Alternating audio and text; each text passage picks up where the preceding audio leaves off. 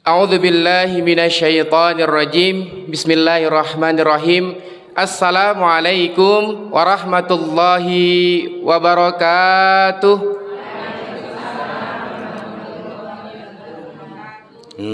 Ke pasar pagi membeli opak.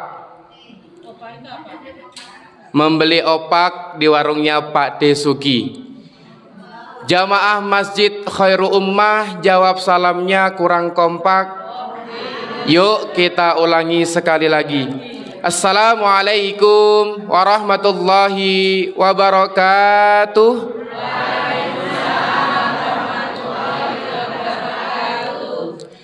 Alhamdulillah, alhamdulillahilladzi anzalas sakinah. Alhamdulillahilladzi bini'matihi tatimmus shalihat. Alhamdulillahilladzi arsala rasulahu bil huda wa dinil haqq liyudhhirahu 'ala ad-dini kulli wa kafa billahi syahida. Asyhadu an la ilaha illallah wahdahu la syarikalah wa asyhadu anna Muhammadan abduhu wa rasuluh. Allahumma shalli ala nabiyyina Muhammad wa ala ali Muhammad. Qala rabbi israh li sadri wa yassir li amri wahlul 'uqdatam min lisani yafqahu qawli. Rabbana anzilna munzalan mubarakan wa anta khairul munzilin. Radina billahi rabbah wa bil islami dinah wa bi Muhammadin nabiyya wa rasulah. Rabbi zidni ilma warzuqni fahma. Yang besar tak dihimbau gelar, yang kecil tak disebut nama. Semoga kita semua yang duduk bermajelis ilmu bersama di sini senantiasa Allah istiqomahkan sampai nanti kita diwafatkan dalam keadaan husnul khatimah. Amin amin ya rabbal alamin. Puji syukur hanya teruntuk kepada Allah Subhanahu wa taala, yang dimana kita bersyukur atas nikmat kesehatan yang Allah berikan kepada kita jemaah. Karena bisa jadi banyak tetangga kita, banyak keluarga kita, bahkan banyak lingkungan kita yang masih belum bisa diberikan kesempatan nikmat sehat sehingga tidak bisa melangkahkan kaki menuju ke Masjid Khairu Ummah ini. Betul? Yang selanjutnya jemaah yang Allah berikan kepada kita yakni adalah nikmat waktu luang. Karena bisa jadi ada tetangga kita, ada saudara kita, bahkan ada lingkungan kita yang belum bisa diberikan nikmat waktu luang untuk bagaimana bisa merasakan nikmatnya bermajelis ilmu seperti ini. Betul? Dan yang Allah hadirkan, yang Allah tanamkan dalam kehidupan kita, yang paling penting dan yang paling utama yang Allah hadirkan dalam kehidupan kita yakni adalah nikmat iman dan nikmat Islam. Sehingga panjenengan semua ayahanda ibunda masih dengan mudah melangkahkan kaki menuju ke Masjid Khairu Ummah ini. Satu langkah menuju masjid ini, satu langkah menuju ke majelis ilmu ini, Allah akan angkat derajat kita. Dan satu langkah menuju ke masjid ini dan satu langkah menuju ke majelis ilmu ini, Allah ampuni dan Allah gugurkan dosa-dosa kita. Amin amin ya rabbal alamin. Ayahanda sehat, ibunda sehat, alhamdulillah. Kabar fisik sehat. Lalu bagaimana kabar dompet panjenengan? Sehat juga nggih? Alhamdulillah. Alhamdulillah kita dipertemukan oleh Allah Subhanahu wa taala di tempat yang mulia ini, di tempat sebaik-baik tempat dan sebaik-baik forum ya. Barang siapa yang dia melangkahkan kaki menuju ke majelis ilmu, maka Allah mudahkan langkahnya untuk menuju ke surga. Amin amin ya rabbal alamin. Ayahanda ibunda tercinta yang dicintai Allah Subhanahu wa taala, sebuah kesyukuran yang sangat luar biasa yang kami syukuri bisa silaturahim menuju ke Masjid Khairu Ummah ini. Semawung, Sedayu, Muntilan, Magelang, betul? Alhamdulillah. Kami berangkat dari Kulon Progo semalam. Kami menginap di kaki Suroloyo di rumah teman. Alhamdulillah tadi ba'da subuh kami bisa memperjalankan diri. Kalaulah bukan atas izin Allah, kalaulah bukan atas kuasa Allah, kami tak akan sampai di sini. Dan panjenengan semua, kalaulah bukan Allah yang gerakkan hati panjenengan, siapa lagi? Betul. Karena perjalanan ke majelis ilmu, perjalanan ke masjid itu bukanlah perjalanan kaki. Saya stop dulu. Monggo jamaah yang mau bisa menempatkan diri dipersilakan, ya, biar fokusnya tidak terpecah dan saya tidak mau diduakan sama Anda semua. Karena diduakan itu sakit, betul. Sakitnya di mana, Bu? Di mana-mana. Monggo.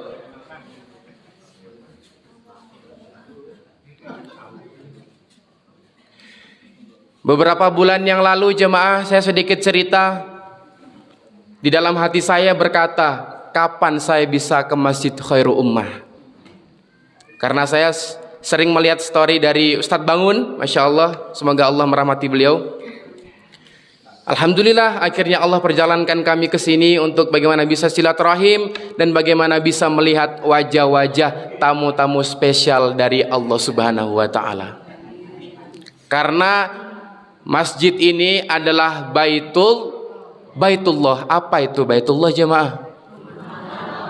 Baitullah itu adalah rumah Allah. Baitullah terdiri dari dua kata. Silakan dicatat ayahanda ibunda. Baitullah terdiri dari dua kata. Yang pertama bait dan yang kedua Allah. Baitullah, bait itu adalah tempat kita kembali dan Allah adalah Rabb kita, Tuhan kita, pencipta kita. Maka esensi dari Baitullah, esensi dari masjid adalah tempat kita kembali kepada Allah Subhanahu wa Ta'ala. Ketika jenengan ada permasalahan hidup, ketika jenengan ada permasalahan dalam keluarga, maka tempat sebaik tempat untuk kita kembali adalah masjid.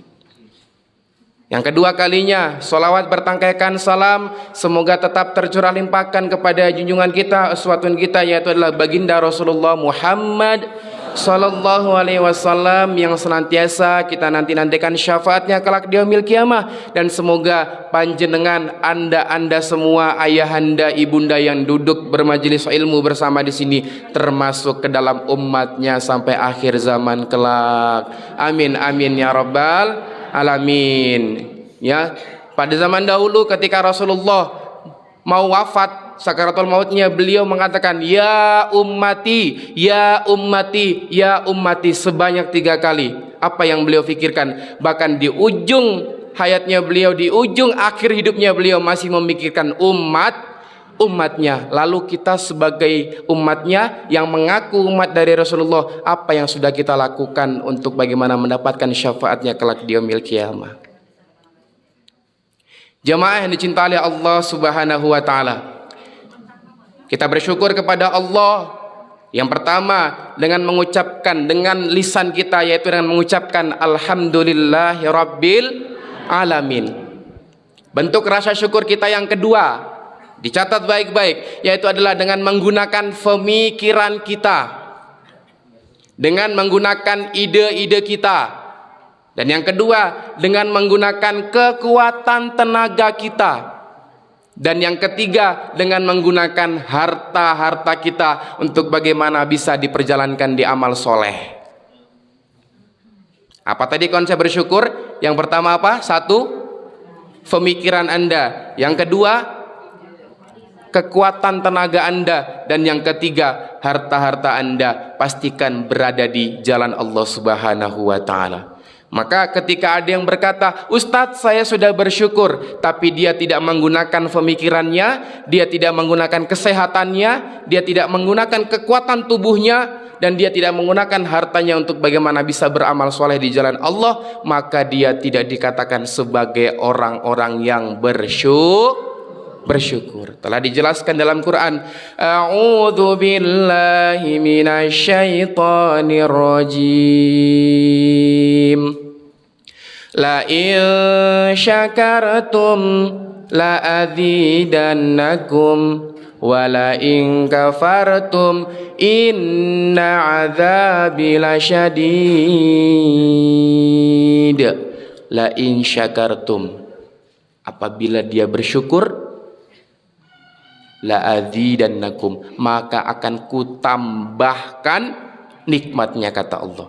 Wala in kafartum, kata Allah, apabila dia kufur atas nikmatku, apa kata Allah? Inna adzabi lasyadid, maka azabku sangatlah pedih.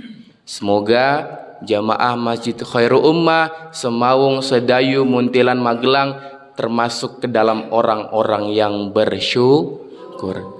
Bersyukur bagaimana caranya? Yang pertama, bersyukur dengan hal-hal yang kecil. Mulai dari kita bangun tidur, panjenengan tadi sudah membaca doa bangun tidur belum?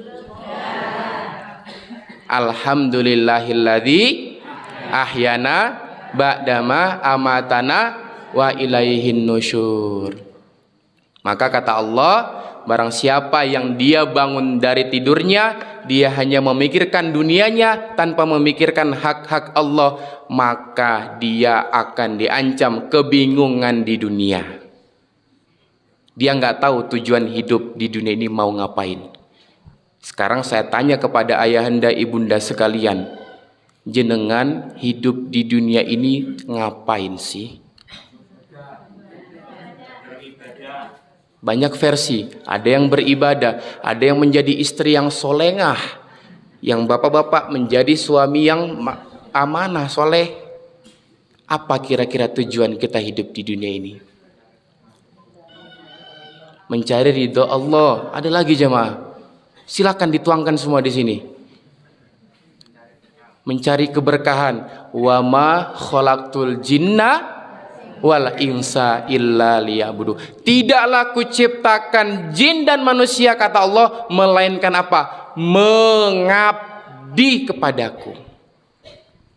Saya analogikan, contoh misalnya seorang majikan dengan seorang pembantu. Ketika majikannya bilang, "Bibi, bikinkan saya telur dadar." Pastilah bibinya mengatakan apa? Siap, sami'na wa atokna. Begitulah esensi kita hidup di dunia ini. Ketika ada perintah dari Allah melalui Al-Quran dan melalui hadis Rasulullah, maka kita wajib untuk mengikutinya. Karena jemaah, banyak sekarang orang muslim, bahkan mungkin di seluruh dunia, yang berislam itu secara prasmanan. Apa itu prasmanan? Anda, ayahanda, ibunda kalau berangkat misalnya sebuah kewalimahan, sebuah acara pengantinan, kira-kira di situ ada ya semacam apa? Prasmanan.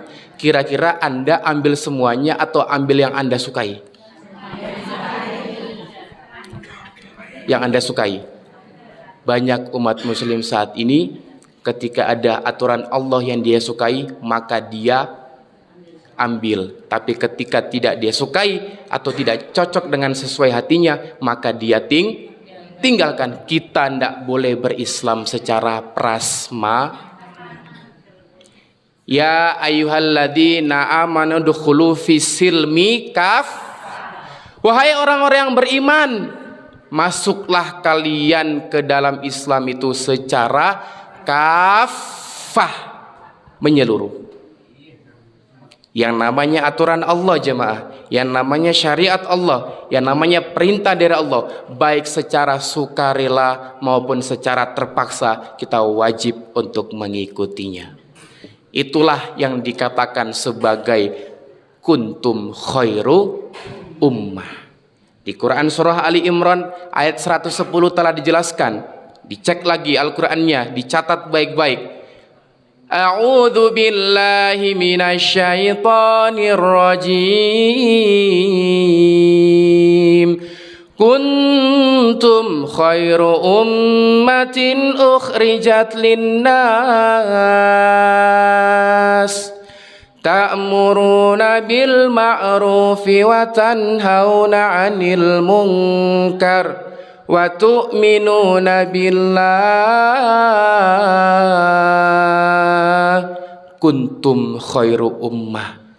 Hei ayahanda, hei ibunda, hei jamaah Masjid Khairul Ummah, kalian itu adalah umat Kalian itu adalah umat terbaik. Seneng ndak jenengan itu kalau disebut sebagai umat terbaik? Senang. Memang kalau secara faktanya di Indonesia bahkan di dunia, angka mu'alaf atau angka atau data umat muslim saat ini meningkat secara data, oke. Secara di atas kertas, oke. Tapi cek secara lapangan, cek dalam fakta-fakta saat ini, bagaimana umat muslim saat ini. Apakah dia sudah meningkat? Secara data oke, tapi secara kualitas menurun. Kira-kira kenapa sih umat muslim saat ini bisa menurun? Kira-kira menurut jenengan apa? Dunia. Banyak versi, tapi satu kesimpulannya, karena umat muslim saat ini tidak menerapkan Islam di dalam kehidupannya, baik secara kehidupan pribadi, baik secara kehidupan keluarga, baik secara berlingkungan maupun secara bernegara. Ada 3 dimensi kehidupan umat muslim. Dicatat baik-baik ibunda. Biasanya yang rajin nyatat niki ibunda, betul. Niki bapak istrinya ikut ngaji? Ikut. Ibu suaminya ikut ngaji? Ikut.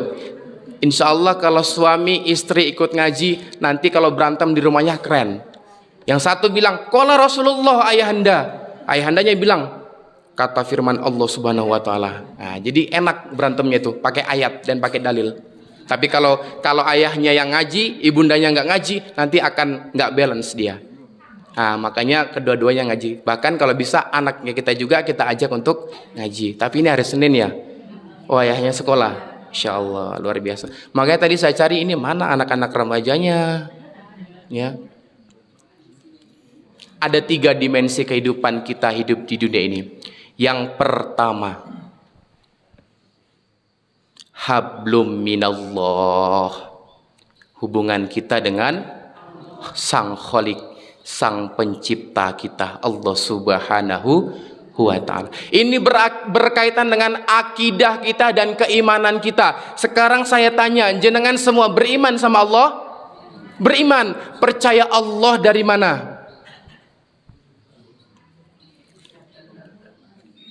Percaya Allah dari mana? Dari Al-Quran. Oke. Percaya Al-Quran dari mana? Dari Allah. Muter nggih? Nah, banyak umat muslim saat ini yang dia berislam itu secara ikut-ikutan, secara keturunan. Saya pernah bertanya kepada salah satu anak SMA, Nduk, kenapa dirimu berislam? Wong bapak saya Islam. Saya tanya, kalau Anda terlahir tidak secara Islam, apakah Anda memikirkan Islam? Dia berpikir, iya juga ya. Nah, maka kita sebagai umat muslim yang dikatakan khairu ummah, maka kita berislam itu melalui proses berpikir jamaah. Kenapa sih saya berislam nih? Kita nanti ketika mengkaji Islam secara berpikir, kita akan mendapatkan 3 pertanyaan terbesar dalam kehidupan kita. Uqdatul Kubro namanya. Yang pertama, dari mana kita berasal? Yang kedua, mau ngapain sih kita hidup di dunia ini jamaah? Dan yang ketiga, akan kemana kita setelah kehidupan ini? Ketika 3 hal itu Anda pegang erat-erat, saya dari mana, mau ngapain, dan akan kemana, insya Allah Anda akan tahu tujuan hidup Anda di dunia ini ngapain. Betul? Saya mencari kekayaan, boleh kaya, asalkan kayanya dipergunakan untuk beramal soleh. Saya cita-cita di dunia ini pengen banyak mobil, tapi digunakan untuk amal soleh. Saya pengen punya harta yang banyak, tapi dipergunakan untuk amal soleh. Maka apapun aktivitas kita jemaah, ketika kita niatkan atas Allah Subhanahu wa ta'ala, maka insya Allah itu akan bernilai ibadah. Dan amal soleh itu hanya ada 2 syaratnya. Ada berapa amal soleh syaratnya? Hanya ada 2. Simple sekali. Yang pertama, niatnya benar, dan yang kedua, caranya benar. Apapun aktivitas Anda, bekerja, menjadi seorang istri, menjadi seorang suami, menjadi kepala keluarga, ketika niatnya benar dan caranya benar, insya Allah itu akan menjadi amal soleh dan bernilai ibadah di mata Allah Subhanahu wa ta'ala. Sesimpel itu. Karena Islam itu ad-din, Islam itu luas dan menyeluruh.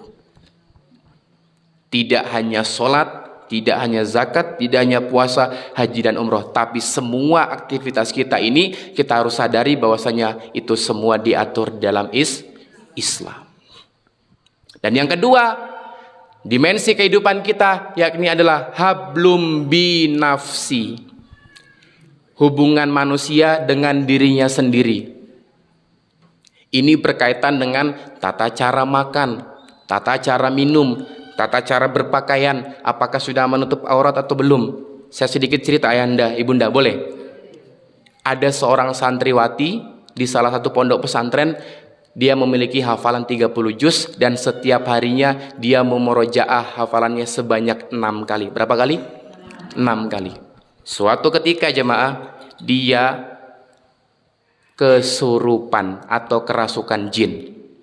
Secara logika, santriwati hafal 30 juz, murojaah 6 kali setiap harinya, di dalam pemikirannya ada kalamullah, di dalam hatinya ada kalamullah, setiap lisannya mengucapkan kalam Allah, tapi kenapa di hari tersebut dia kerasukan setan? Setelah diinterogasi sama ustazahnya, hei jin yang ada di dalam santriwati ini, ngapain kok engkau bisa masuk ke tubuh santriwati ini? Padahal dia anak yang soleha, dia punya hafalan 30 juz, murojaah 6 kali sehari. Kira-kira kenapa kok bisa masuk kamu ke sini? Apa kata jin? Aku masuk ke dalam tubuh santriwati ini ketika dia makan pakai tangan kiri. Oh, cek Anda sudah berapa kali makan pakai tangan kiri dalam sehari? Dan cek berapa jin yang masuk ke dalam tubuh Anda. Bayangin jemaah, hafal 30 juz, murojaah 6 kali selama sehari, tapi bisa kerasukan setan gara-gara makan pakai tangan kiri. Itu baru makan pakai tangan kiri, belum nanti bagaimana tata cara dia berpakaiannya, belum nanti tata cara bagaimana dia misalnya buang hajat dan segala macamnya. Maka Islam sedetail itu, serinci itu untuk bagaimana mengatur kehidupan manusia. Dan yang ketiga, dimensi kehidupan kita yakni adalah hablum minan nas. Ini berkaitan dengan interaksi kita terhadap orang lain, bagaimana sistem pergaulan anak-anak kita. Saya di Kulon Progo, karena kami dari Kulon Progo, selaku pemerhati remaja, nyun sewu ayahanda ibunda, di Kulon Progo itu angka tertinggi hamil di luar nikah itu usia SMK dan SMA menjelang ujian nasional. Tertinggi. Usut punya usut, gali informasi lebih dalam, ternyata awal mulanya mereka bisa hamil di luar nikah, pintu dari perzinahan adalah pacaran. Maka ku anfusakum wa ahlikum naruh. Wahai orang-orang yang beriman, jagalah diri Anda, diri panjenengan dan keluarga-keluarga Anda dari bahaya api neraka. Anda sudah sholat, Anda sudah umroh, sudah haji, Anda sudah sedekah, sudah infak, sudah zakat, tapi anak Anda terbengkalai. 0. Kita tidak boleh soleh-soleh sendirian. Ajak anak kita, ajak keluarga kita, ajak lingkungan kita untuk bagaimana bisa patuh kepada Allah Subhanahu wa ta'ala. Tapi ada pembelaan dari anak-anak remaja, karena saya sering mengisi di anak-anak remaja. Beliau mengatakan, Mas, tapi kan saya itu diperbolehkan pacaran sama orang tua saya. Tapi kan ridho Allah kan dari ridho orang tua. Ini standarnya sudah berbeda. Ketika ada orang tua yang dia meridhoi anaknya berpacaran, Ya, meridhoi anak yang berpacaran itu bukan menjadi standar sebuah kebenaran. Karena apa? Dia melanggar dari syariat Allah Subhanahu wa taala. Maka jagalah anak-anak kita, perbaiki circle-circle anak kita, karena kita tidak tahu bagaimana anak-anak kita di luar sana, betul? Maka ketika anak Anda mungkin berangkat kerja, anak Anda berangkat sekolah, maka berdoa sama Allah, ya Allah, aku titipkan anak hamba kepada Engkau. Karena sebaik-baik penjagaan itu Allah Subhanahu wa taala. Kita tidak tahu anak kita di luar sana ngapain. Yang bisa melindungi anak-anak kita adalah Allah Subhanahu wa taala. Sistem pergaulan. Bagaimana anak-anak kita saat ini, lihat pergaulannya. Jenengan sudah perso belum yang namanya Citayam Fashion Week? Sudah. Ada namanya si Bonge, ada namanya si Roy, si JJ sama si Kurma. Anda lihat itu. Ya, bahkan sekelas menteri pun Nyun Sewu mengatakan itu ndak apa-apa, itu kreativitas yang dimana nanti bisa meningkatkan wisata dan meningkatkan perekonomian, kata beliau. Ada juga yang mengatakan, seorang kepala daerah yang mengatakan, soleh beliau, mengatakan, ndak apa-apa, yang penting ndak melanggar aturan. Dan salah satu artis di podcastnya mengatakan, Pak, tapi kan di situ sarangnya orang berpacaran, ndak apa-apa kalau nanti mereka menikah, kita akan mendapatkan rumah di surga. Sekelas kepala daerah soleh, bahkan sekelas kepala negara Nyun Sewu mengatakan ndak apa-apa, yang penting tidak melanggar aturan. Pertanyaan saya selama ini, pertanyaan terbesar saya, aturan siapa yang dimainkan terlebih dahulu, betul?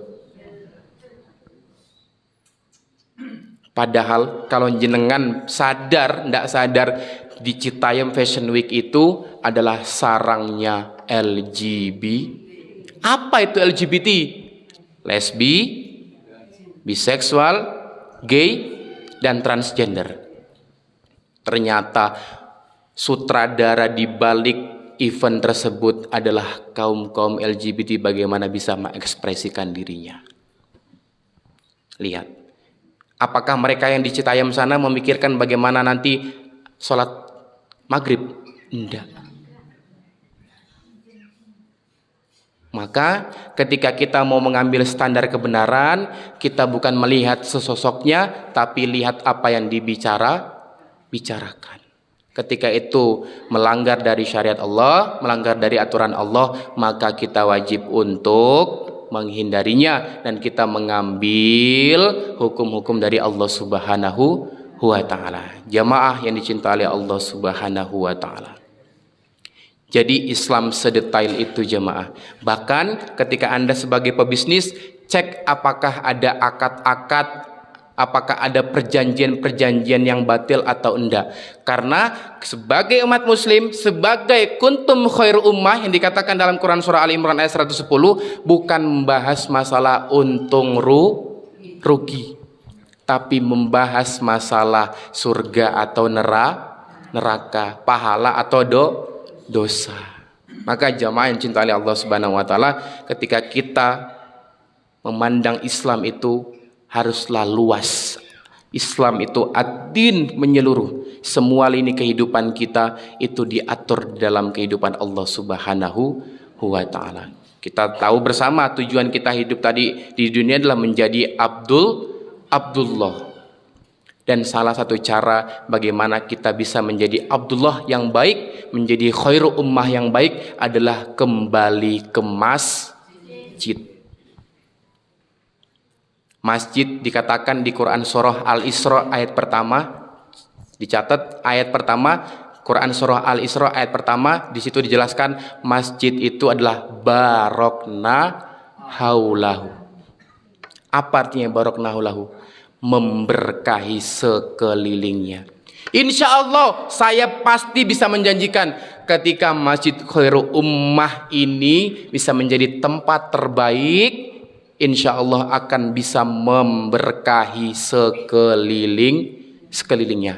Nah, lalu pertanyaannya, berkah niku apa Ustadz? Ada yang tahu enggak definisi berkah itu apa?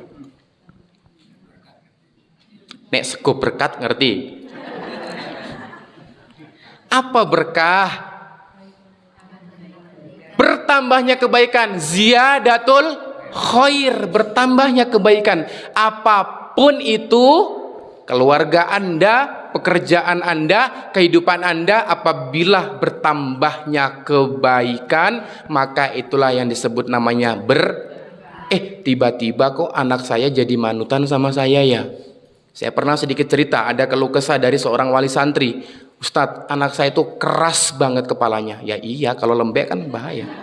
Maksudnya keras kepala ya, diulengi nggak bisa, dinasihati nggak bisa. Iya. Maka saran dari kami adalah apa? Jangan coba ikhtiar menggunakan ikhtiar langit. Banyak-banyak berdoa sama Allah. Karena apa? Ya muqallibal qulub, yang maha membolak-balikan hati itu Allah. Minta sama Allah agar dia dilembutkan hatinya, agar dia dimudahkan untuk bagaimana bisa menerima hidayah. Hasilnya apa? Tak ada angin, tak ada hujan, tak ada apapun, anak tersebut tiba-tiba bisa jadi manut sama orang tuanya. Karena apa? Ikhtiarlah langit. Maka ketika Anda memiliki permasalahan hidup dalam keluarga, dalam pekerjaan, dalam mengasuh anak, maka ketika tidak bisa menggunakan ikhtiar dunia, maka ambillah air wudu, gelarlah sejadah, sholat 2 rakaat, bermunajat kepada Allah gratis. Banyak sekarang orang yang dia memiliki permasalahan hidup, larinya ke orang yang mengaku pintar. Berarti yang datang orang. Jangan tahu yang lagi viral saat ini, pesulap merah versus Gus. Luar biasa ya jemaah. Mengambil standarnya itu dari standar seorang pengobatan yang berkedok Islam. Padahal itu semua penipuan. Ya, maka jemaah sekalian dicintai Allah Subhanahu wa taala, sebaik-baik penyembuh, sebaik-baik harapan kita hanya kepada Allah Subhanahu wa taala. Saya yakin jenengan kalau berharap kepada makhluk, berharap kepada manusia, pasti ujungnya akan kecewa. Sebaik-baik pengharapan kita, sebaik-baik tempat untuk bagaimana kita bisa menggantungkan harapan kita, yaitu kepada Allah Subhanahu wa ta'ala. Maka ketika Anda menjadi seorang istri, bukan karena sosok suaminya yang Anda patuhi, tapi karena perintah dari Allah. Begitu juga ayahanda, ketika Anda menjadi seorang suami, bukan menafkahi karena istri, karena anak, tapi karena perintah dari Allah. Ketika Anda sadar bahwasanya itu semua perintah dari Allah, maka Anda insya Allah akan enak untuk menjalani kehidupan, nggak akan mudah kecewa. Ya, misalnya seorang ibu masak nih, rasanya asin, rasanya kemanisan. Seorang bapak berkomentar, sayang, kok ini rasanya kok asin banget ya. Ketika kita niatnya berharap karena mencari ridho dari suami, maka apa? Kita pasti akan kecewa. Tapi ketika kita berharap kepada Allah, karena kita atas perintah dari Allah, ya udah, berarti saya perbaiki lagi ke depannya karena ini perintah dari Allah Subhanahu wa taala, enak jalannya. Maka ketika Anda sudah mendapatkan materi qada dan qadar, maka ada area yang dikuasai dan area yang menguasai. Nah, apa itu area yang dikuasai dan menguasai? Area yang dikuasai itu adalah ikhtiar kita, dan itu akan dihisap oleh Allah Subhanahu wa taala. Ya, ketika Anda bekerja, area yang dikuasai Anda adalah ikhtiar untuk bekerja. Masalah hasil, masalah untungnya bagaimana, itu hal yang menguasai manusia. Dan itu sudah dari Allah Subhanahu wa taala yang mengurusnya. Maka ketika kita tahu konsep kita, rezeki, jodoh, ajal dan segala macamnya, kita akan enak menjalani kehidupan. Kita nggak akan merasa baper. Oh, ikhtiarku kok sudah kayak gini tapi kok hasilnya kayak gini. Karena itu bukan area yang kita kuasai, dan itu tidak akan dihisap oleh Allah Subhanahu wa taala. Maka jamaah yang dicintai Allah Subhanahu wa taala, marilah kita menjadi Abdullah, menjadi hamba Allah itu dengan kembalilah untuk memakmurkan masjidnya Allah Subhanahu wa ta'ala. Karena tadi ada apa saya bilang, memberkahi sekelilingnya. Dan masjid itu ada 2 tipe. Yang pertama, masjid ussisa ala taqwa. Masjid usisa ala taqwa itu apa Ustaz? Masjid yang dibangun berlandaskan ketakwaan kepada Allah dengan asas persatuan. Yang kedua, tipe masjid adalah masjid diror. Masjid yang dibangun berlandaskan pecah belah umat, pecah belah pengurus, pecah belah jamaah, dan pecah belah remaja. Maka cek masjid Anda sekitar, cek masjid-masjid Anda sekeliling Anda, apakah sudah menjadi masjid usisa ala taqwa atau masih menjadi masjid diror.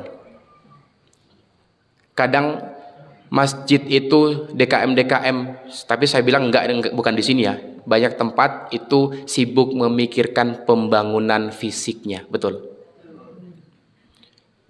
Saya dapat cerita Masjid Khairul Ummah ini belum terbangun fisiknya tapi sudah ada jamaahnya, betul. Insya Allah luar biasa. Sibuk memikirkan pembangunan sampai lalai bagaimana membangun jamaahnya. Ketika masjid itu sudah sibuk memikirkan pembangunan, maka sama halnya dengan orang-orang kafir yang ada di Mekah. Ketika Rasulullah SAW membangun masjid, apa kata mereka? Alah Muhammad iki bangun masjid kok elek-elek kok yang ngono. Mbok sing apik seperti itu. Nah, banyak sekarang yang pengurus-pengurus DKM, yang jamaah-jamaahnya itu memikirkan pembangunan, lalai memikirkan bagaimana membangun jamaahnya. Padahal masih banyak PR-PR kita. Masih banyak saudara-saudara kita mungkin yang belum bisa berjamaah di masjid. Kita juga nggak sadar bagaimana bahwasanya anak-anak remaja kita saat ini jauh dari yang namanya masjid. Tapi di sini ramai ya remajanya ya. Alhamdulillah. Hampir seluruh masjid yang saya datangi rata-rata itu remajanya jauh dari masjid. Karena apa? Tidak ada keterikatan hatinya dengan masjid. Yang saya sampaikan tadi bahwasanya perjalanan ke masjid itu bukanlah perjalanan kaki, melainkan perjalanan hati. Sejauh apapun masjidnya, tapi dia hatinya dekat dengan masjid, pasti akan sampai. Begitu sebaliknya, sedekat apapun masjidnya, tapi dia jauh dari masjid hatinya, maka saya yakin tak akan pernah sampai. Maka yang harus kita fokuskan adalah tautkanlah hati kita dengan masjid. Nah, sesuai dengan tema kita pada pagi hari ini, ketika hatiku terpaut dengan masjid. Ketika hati kita terpaut dengan masjid, ciri-cirinya apa? Satu, gelo atau ngerasa gelisah kalau nggak sholat berjamaah. Satu. Betul nggak? Apalagi khusus bapak-bapak imam nih ya, cowok-cowok.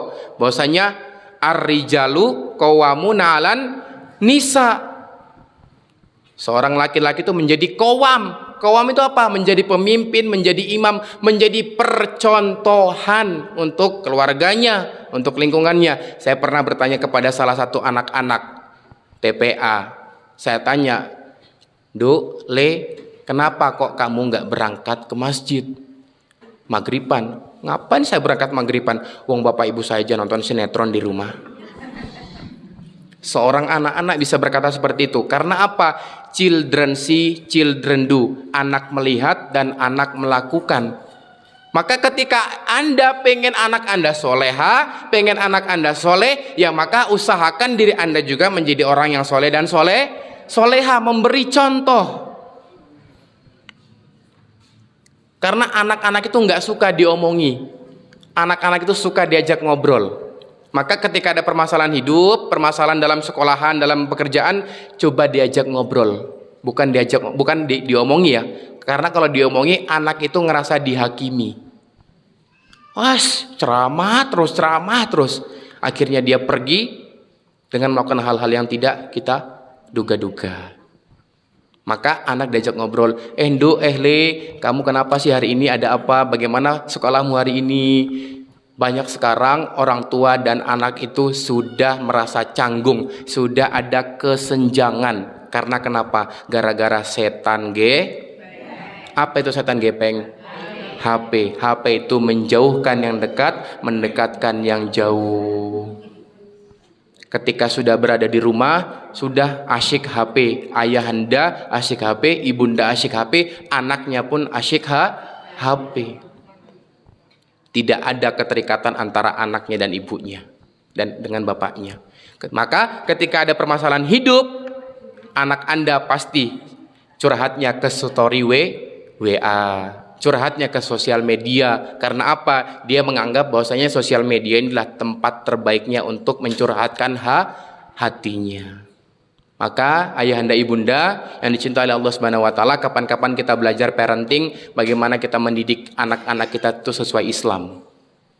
Banyak saat ini orang-orang atau orang tua saat ini mengatakan, Le, kamu nanti setelah supit, setelah sunat, kamu nanti sekolah, setelah sekolah nanti kamu kuliah, setelah kuliah nanti kamu mencari pekerjaan nanti kamu orang menjadi orang sukses, setelah itu menikah, punya anak, begitu seterusnya. Betul? Orientasinya orientasi dunia. Pernah nggak jenengan mengajak anak Anda untuk berpikir, Nduk, nanti kamu itu akan mati loh, apa sangu yang akan kamu bawa nanti kelak di akhirat? Saya yakin hanya segelintir orang saja yang mengatakan seperti itu. Betul? Maka ayolah jamaah ini cinta Allah Subhanahu wa taala, ketika kita disebutkan menjadi kuntum khairu ummah, maka kita harus menjadi umat terbaik. Diri kita sendiri, lingkungan kita, keluarga kita juga harus menjadi umat yang terbaik jamaah. Karena luar biasa saat ini pergaulan anak-anak kita. Betul? Sebenarnya saya bawa laptop, ada beberapa slide yang mau saya sampaikan, tapi karena pengajian subuh seperti ini waktunya singkat, nanti takutnya materinya nggak sampai, maka kita ngobrol-ngobrol sharing-sharing saja gitu. Jadi satu, ketika hatiku terpaut dengan masjid, satu, akan merasa gelisah ketika tidak berjamaah. Karena tahu esensi dari berjamaah, pahalanya 27 derajat, berlomba-lomba menuju kebaikan, fastabikul khairat, firman Allah dalam Al-Quran. Saya sedikit cerita, di zaman Rasulullah dulu ada seorang kakek-kakek usia 78 tahun. Berapa tahun? 78 tahun. Dia tidak pernah ketinggalan sholat berjamaah 5 waktu di Masjid Nabawi. Di masjid apa? Di Masjid Nabawi. Beliau datang itu selalu mendengarkan azan itu di dalam masjid. Berarti apa kesimpulannya? Dia berangkat itu sebelum waktu azan. Suatu ketika, karena beliau sudah sepuh, raganya sudah tidak kuat, ketika dia bangun dari tempat tidurnya, dia roboh. Bangun lagi, memaksakan diri, roboh lagi. Akhirnya dia memanggil anaknya. Wahai anakku, kemarilah engkau masuk ke kamarku. Kata si kakek tersebut. Wahai ayahanda, ada apa? Ada yang bisa saya bantu ayahanda? Kata anaknya. Si kakek tersebut bilang apa? Anakku, ragaku sudah tidak kuat untuk berangkat ke Masjid Nabawi. Maka gendonglah aku dan angkatlah aku untuk bagaimana bisa sampai ke Masjid Nabawi. Kata anaknya protes. Ayahanda, engkau itu sudah sepuh, engkau itu sudah tua, seharusnya sholat aja di rumah, tidak apa-apa. Allah itu tahu kok. Allah itu memberikan kemampuan, memberikan kita kebebasan kok, dalam artian untuk beramal soleh. Ketika kita nggak mampu, ya udah nggak apa-apa di rumah. Enggak anakku, aku tetap mau sujud dan berjamaah di Masjid Nabawi. Akhirnya terkabullah itu, anaknya membawa si kakek tersebut menuju ke Masjid Nabawi. Setelah sampai di Masjid Nabawi, ya, seorang imam sudah takbiratul ihram, ya, Allahu Akbar. Dia ikut juga sholat, Allahu Akbar. Berdiri. Alhamdulillahi Rabbil Alamin, Ar-Rahmanir Rahim, Maliki Yaumiddin. Belum selesai Al-Fatihah, dia ambruk dan dia meninggal dalam kondisi sedang sholat. Maka jemaah, ada niat, ada jalan. Nggak ada niat, banyak alasan. Sejatinya kita hidup di dunia ini apa? Mencari yang namanya mati dalam keadaan husnul khotimah dan matinya masuk surga. Saya doakan semua panjenengan bisa istiqomah hingga nanti Allah wafatkan kita dalam keadaan husnul khotimah. Maka nggak ada alasan jamaah untuk bagaimana kita bisa menolak untuk berangkat ke masjid, kecuali ada uzur syar'i misalnya. Ya, aduh, kalau subuhan dingin, apakah dingin Anda itu bisa dipertanggungjawabkan nanti di akhirat? Seorang kakek, bahkan ada cerita, jangan pernah mendengar seorang yang tunanetra, betul? Saya dapat story teman itu, ada jamaah yang nyun sewu ya, ada ya, Insya Allah. Saya ambruk, saya nangis, saya melihat story itu Bu, Pak. Selama ini saya kemana aja gitu, diberikan kesehatan sama Allah, diberikan kemampuan, tapi kok kenapa untuk enggan berangkat ke masjid?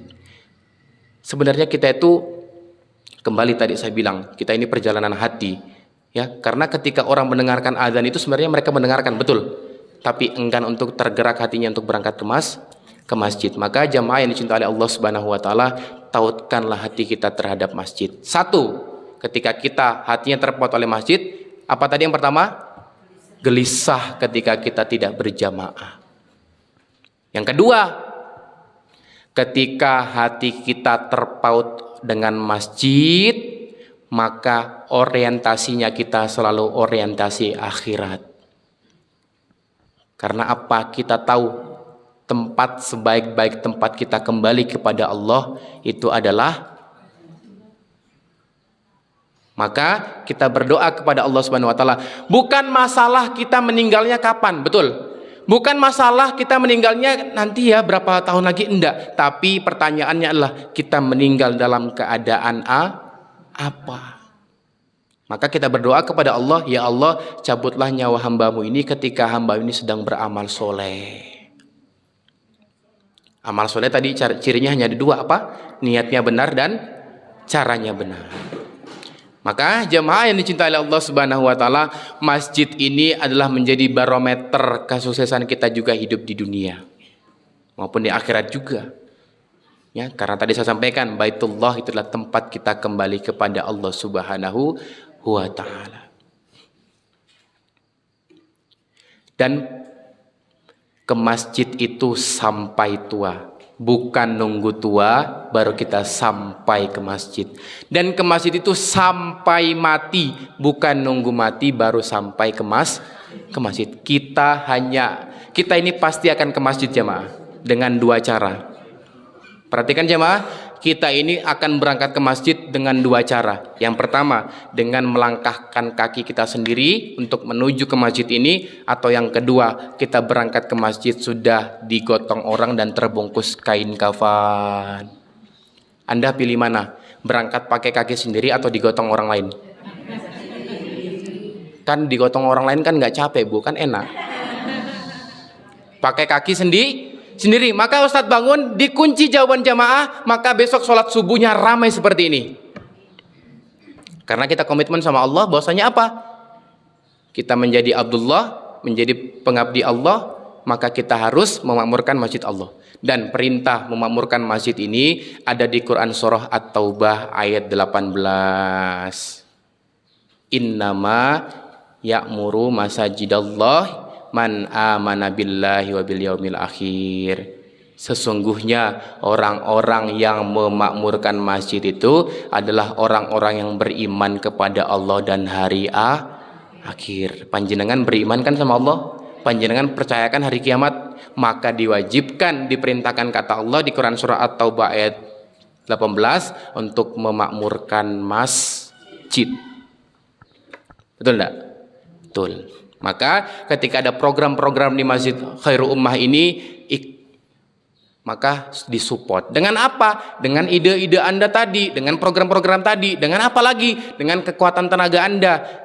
Saya nggak punya ide Ustadz, saya nggak punya tenaga, tapi saya punya harta. Maka geserlah harta Anda untuk bagaimana bisa beramal soleh di Masjid Khairul Ummah ini. Saya nggak punya tenaga juga Ustadz, saya nggak punya harta, saya nggak punya ide-ide. Maka nggak usah hidup sekalian, betul? Rasa urip sisan, hidup segan mati pun tak mau. Anda sudah diberikan kenikmatan, betul. Hembusan nafas ini yang berikan siapa? Allah. Kemampuan kita untuk berangkat ke masjid ini siapa? Allah. Ya. yang memampukan kita berangkat ke sini Allah, tapi kenapa kita lalai terhadap perintah-perintah Allah Subhanahu wa taala? Maka ketika kita mau dikatakan menjadi khair ummah, umat terbaik, maka kita harus wajiblah juga untuk kembali ke masjid untuk memakmurkannya. Tuh. Maka hati yang terpaut dengan masjid, yang tadi gelisah ketika tidak berjamaah, dan yang kedua orientasinya selalu orientasi akhirat, bukan masalah untung rugi, bukan masalah banyak atau sedikit, tapi perihal surga dan neraka, perihal pahala dan dosa. Dan yang ketiga, bagaimana ketika hati kita terpaut terhadap masjid, maka turunlah keberkahan dalam kehidupan kita. Ada pertanyaan jamaah seperti ini, Ustadz, tapi kan lingkungan kami kan sudah banyak masjidnya, tapi kok saya nggak dapat keberkahan dalam hidup ya? Anda sudah memberkahi masjid belum? Anda sudah memakmurkan masjid belum? Ya, ketika ada orang yang mohon maaf, nyun sewu banget, dia nggak beriman, dia nggak beribadah kepada Allah, tapi rezekinya lancar, ya, diberikan kemewahan dalam kehidupan, hati-hati, itu yang disebut namanya istidraj. Apa itu istidraj? Kenikmatan yang melalaikan. Maka Anda tidak perlu iri dengan orang-orang seperti itu. Irilah dengan orang-orang yang punya harta tapi dipergunakan di amal soleh di jalan Allah. Anda iri dengan tenaga-tenaga orang yang dipergunakan untuk amal soleh di jalan Allah. Dan Anda harus iri kepada orang-orang yang bagaimana pemikirannya itu pemikiran kembali kepada Allah Subhanahu wa taala. Anda tidak perlu merasa iri dengan orang-orang seperti itu. Karena perbedaan kita, jenengan coba kalau misalnya lihat dia haji ketika lagi misalnya memakai pakaian ihram, ya paham nggih, putih-putih semua, yang di situ PNS, yang di situ petani, yang di situ dia takmir masjid, dia jamaah biasa, dia pengurus DKM dan segala macamnya, semua sama di mata Allah Subhanahu wa taala. Apa yang membedakan? Ketakwaannya. Nah, kira-kira apa sih definisi takwa itu? Kan kalau bapak-bapak biasanya kalau sholat Jumat biasanya ada muqaddimah, ya ayyuhalladzina amanu taqullaha haqqa tuqatih wa la tamutunna illa wa antum muslimun. Lalu pertanyaannya, takwa itu apa sih definisinya? Menjalankan segala perintah-perintahnya dan menjauhi segala larang-larangannya. Maka yang dikatakan tadi, ya ayyuhalladzina amanu dukhulu fisilmi kaffah, tidak boleh prasmanan. Dan janganlah kalian mati dalam keadaan tidak berislam. Syukur nggih, alhamdulillah jenengan bisa mendapatkan kenikmatan iman dan kenikmatan Islam. Syukur nggih, alhamdulillah. Maka menjadi khairu ummah, menjadi umat terbaik, kita harus juga bagaimana menjadi seorang Islam ini, menjadi seorang Islam yang berkualitas. Dengan cara apa? Memikirkan kenapa kok saya berislam saat ini. Nyun sewu, di daerah Kalimbawang, Kulon Progo, di daerah Samigalo, di tempat teman saya, hanya gara-gara sedus mie dan sebungkus sembako bisa berpindah akidah. Betul. Gara-gara apa? Akidahnya tidak kuat. Beragama hanya secara perasaan saja. Ada orang yang masuk Islam secara apa? Dia mendengarkan azan maka dia tertarik untuk masuk Islam, itu secara perasaan. Tapi haruslah naik step lagi untuk bagaimana bisa memikirkan, karena bangkitnya manusia, bangkitnya umat ini itu dari pemikirannya. Memikirkan dari mana, mau ngapain, dan akan kemana. Sampai jam berapa kita, Ustadz? Jam 7. Sekarang jam berapa, Ustadz? Kurang 7 menit. Insyaallah. Ini tadi ada titipan doa. Assalamualaikum Ustadz, mohon doanya, ada salah satu jamaah musola Al-Habib yang sedang sakit demam berdarah di rumah sakit, atas nama Ibu Rodiah, istri Bapak Sutrisno, RT 1. Benar nggih? Ya, kita doakan bersama-sama dengan bermajelis ilmu seperti ini. Kita doa semoga Allah mengangkat penyakitnya dan tidak meninggalkan sakit-sakit yang lainnya, dan semoga kita semua yang ada di sini senantiasa Allah sehatkan raga kita, Allah sehatkan hati kita, karena hati yang sehat itu mudah menerima hidayah. Tapi hati itu bisa keras melalui apa? Gara-gara apa? Gara-gara makanan yang masuk ke dalam tubuh kita. Maka kami ada namanya gerakan kampanye kuas halal. Maka jenengan kalau misalnya beli sosis, Misalnya kemarin habis Idul Kurban, misalnya bakar-bakar itu perhatikan kuasnya. Karena saat ini banyak kuas itu yang produksinya dari kuas bulu babi jemaah. Hati-hati, babi itu banyak turunannya. Mulai dari kulitnya, mulai dari dagingnya, sampai bulu-bulunya, sampai apapun itu semua bisa digunakan.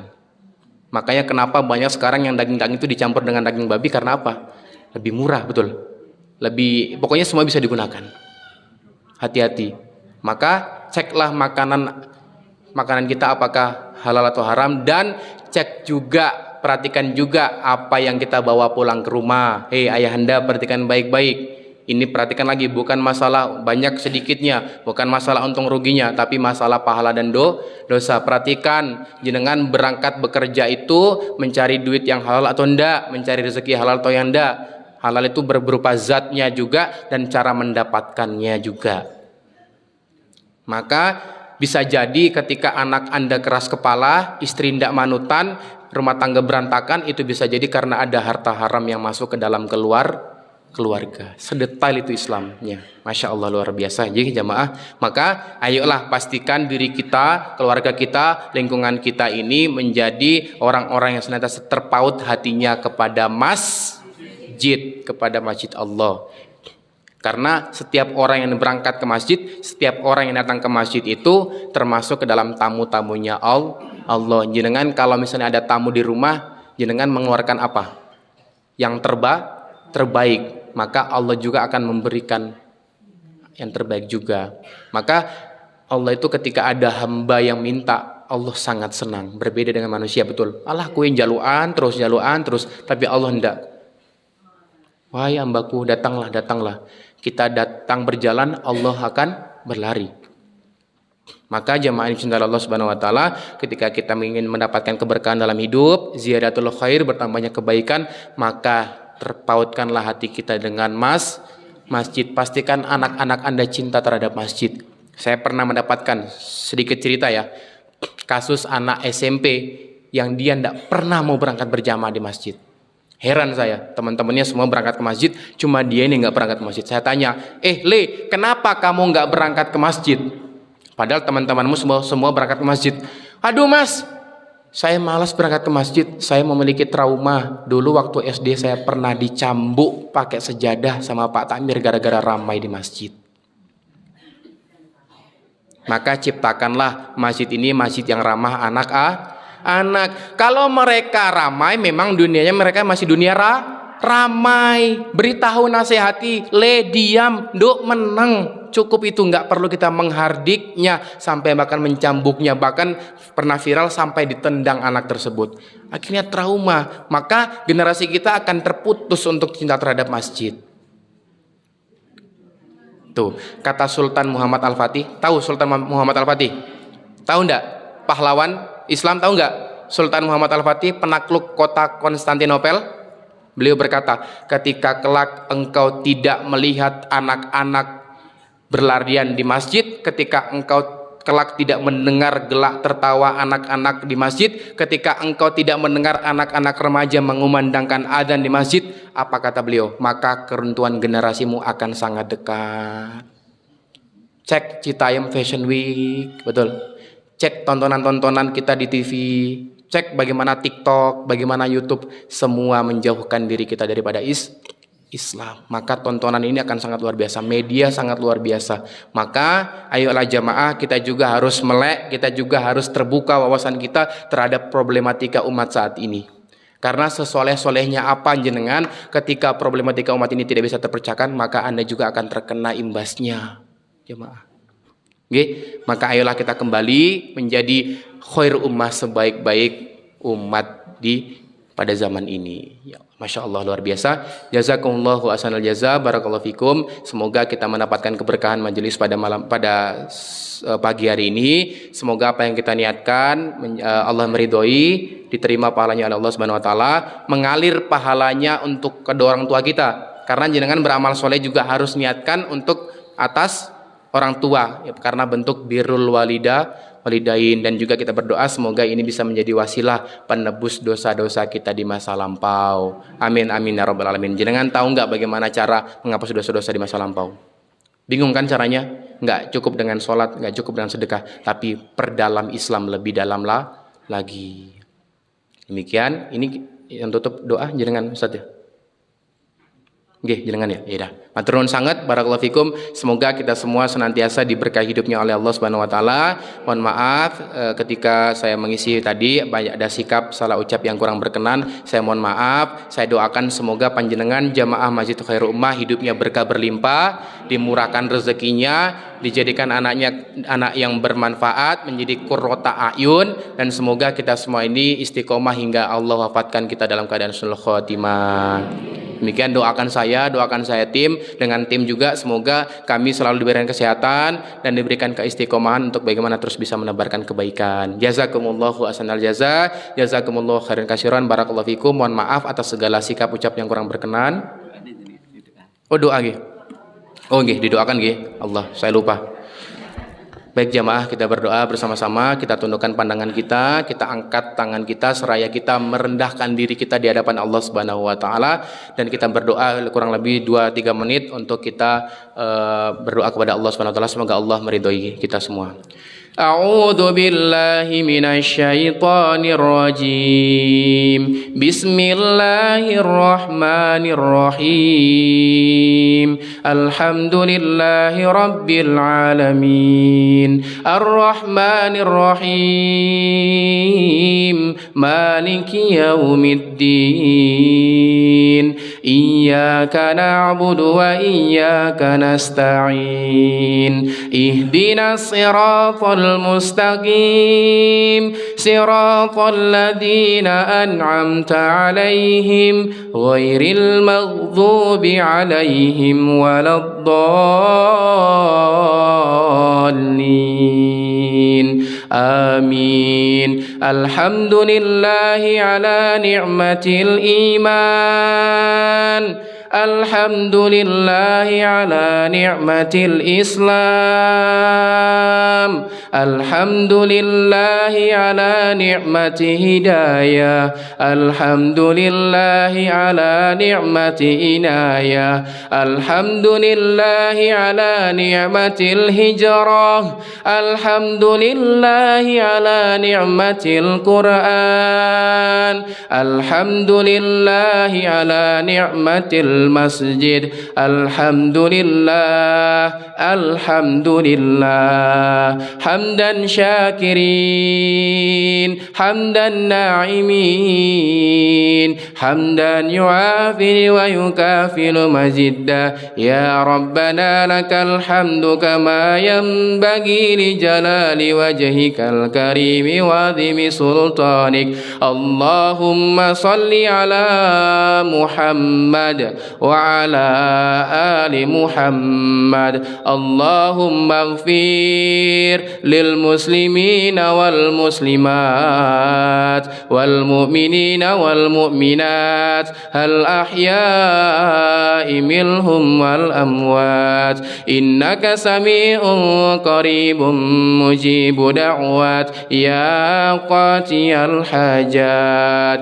ربنا هب لنا من أزواجنا وذريتنا قرة أعين واجعلنا للمتقين إماما. ربنا ظلمنا أنفسنا وإن لم تغفر لنا وترحمنا لنكونن من الخاسرين. ربنا تقبل منا إنك أنت السميع العليم وتب علينا إنك أنت التواب الرحيم. رب هب لي من الصالحين.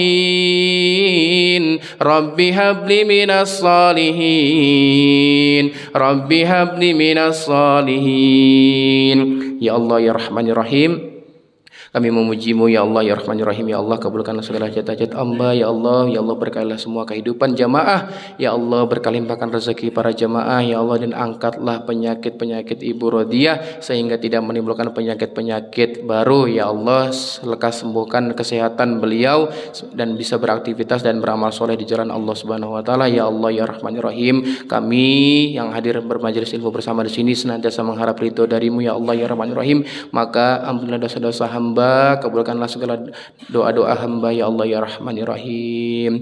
Rabbi ghfirli wa liwalidayya warhamhuma kama rabbayani shaghira. Rabbana atina fid dunya hasanah wa fil akhirati hasanatan wa qina adzaban nar. Subhana rabbika rabbil izzati amma yasifun wa salamun alal mursalin walhamdulillahi rabbil alamin. Alhamdulillah, jazakumullah khairan katsiran. Salam buat Ibu Rodiah, semoga beliau segera diangkat penyakitnya dan tidak menimbulkan penyakit lain dan lekas beraktivitas seperti biasanya. Amin amin amin. Matur nuwun Ustadz Bangun, matur nuwun seluruh DKM Masjid Khairul Ummah, matur nuwun jamaah semua yang telah berpartisipasi pada pagi hari ini. Semoga kita istiqomah semua nggih, tetap semangat bermajelis ilmu dan kita berdoa kepada Allah yang muqallibal qulub tsabbit qalbana ini. Kita minta istiqomah karena yang membolak-balikan ini Allah Subhanahu wa taala. Demikian, sehat-sehat selalu ayahanda ibunda. Semoga kita bisa berjumpa di lain kesempatan dengan agenda-agenda yang insyaallah akan bertambah keberkahannya. Demikian, barakallahu fikum. Kurang lebihnya saya mohon maaf. Akhirul kalam wabillahi taufiq wal hidayah. Wassalamualaikum warahmatullahi wabarakatuh. Jazakumullah khairan Ustaz Bayu Badra Irawan, materinya sangat bagus sekali Masya Allah. Mudah-mudahan Bapak dan Ibu senantiasa diberikan kesehatan dan keistiqomahan. Amin Allahumma. Baik Bapak Ibu, kita tutup kegiatan ini dengan membaca doa kafaratul majelis. Subhanallah wa bihamdika asyhadu an la ilaha illa anta astaghfiruka wa atubu ilaik. Setelah ini akan ada informasi yang akan disampaikan oleh Ustaz Bangun Nadira. Assalamualaikum warahmatullahi wabarakatuh. Assalamualaikum warahmatullahi wabarakatuh. Informasi di luar ini bagi 12 kajian ini bagi 12 dengan sepindah nomor 3429 dengan gadah nomor 3429 masing-masing dengan